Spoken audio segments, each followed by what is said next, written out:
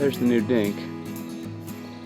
It's called a Zodiac Yachtline 340 DL. The thing I like about it is the built-in seats. It's still a rigid inflatable, but ends up with a two-person bench seat in the back, the jump seat in the middle, the one in the bow, and it has the extra bars for hanging onto and a little more sturdy for getting in and out. Helm station has obviously the controls for the throttle and steering, electrical panel, and a fuel gauge, which I'll be modifying. I took the depth finder off of it to put in a chart plotter. A little storage under the seats and everything else.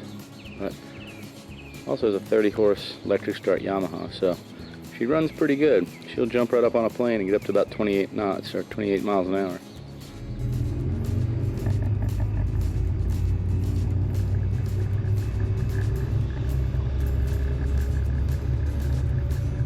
Pretty good stuff.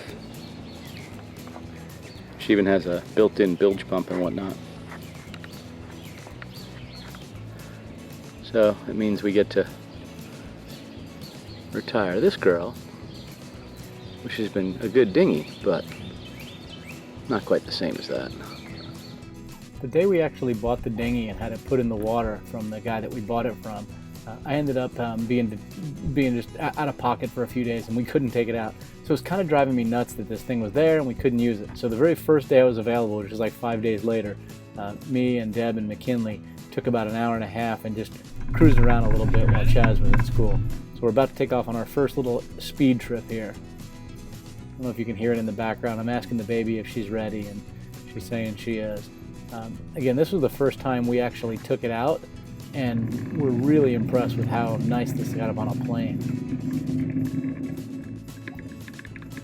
I went ahead and turned down the volume from the actual camera to do the voiceover, just because it was getting a lot of vibration. We actually had it sitting in a little pedestal down in the fishing rod holder.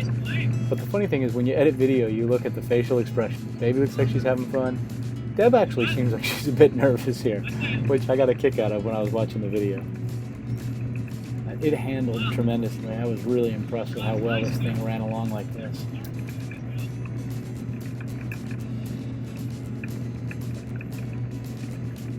So right after we got the dinghy, we kind of headed north up the Tchefuncte River a little bit, and there's some beautiful little bayous and offshoots. As a matter of fact, as we got closer to Highway 12, we saw this amazing fish camp right here on the side of the water.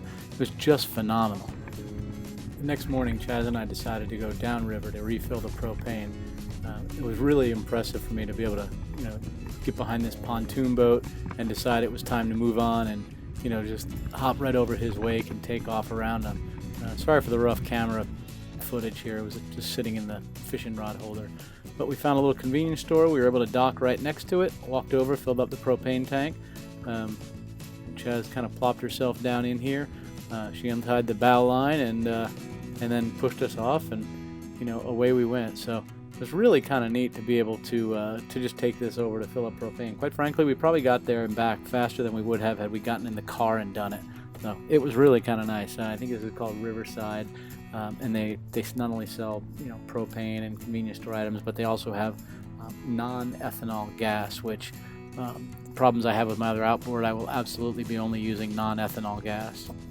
But home sweet home, there is always something kind of nice about pulling in the marina. And I do truly love the look of our boat from the waterline, especially when you're in a dinghy where you're fairly close to the water.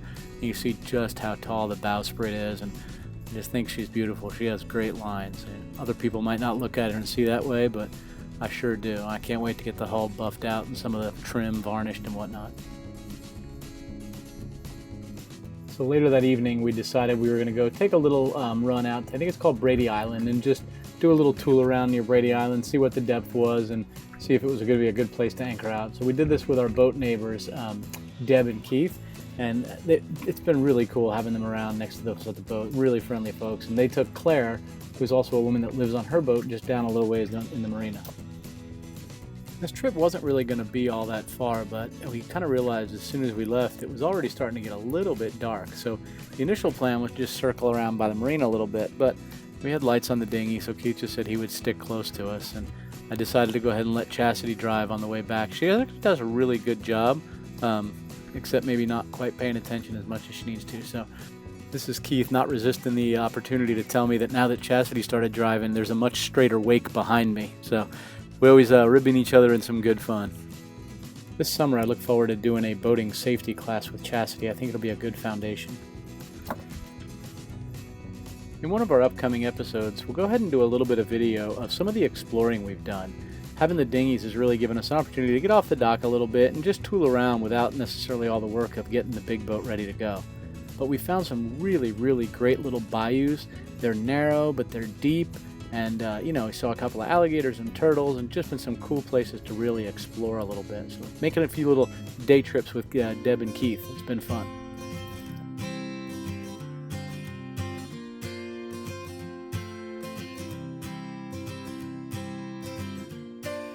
Don't forget to subscribe to our channel for weekly updates and like this video.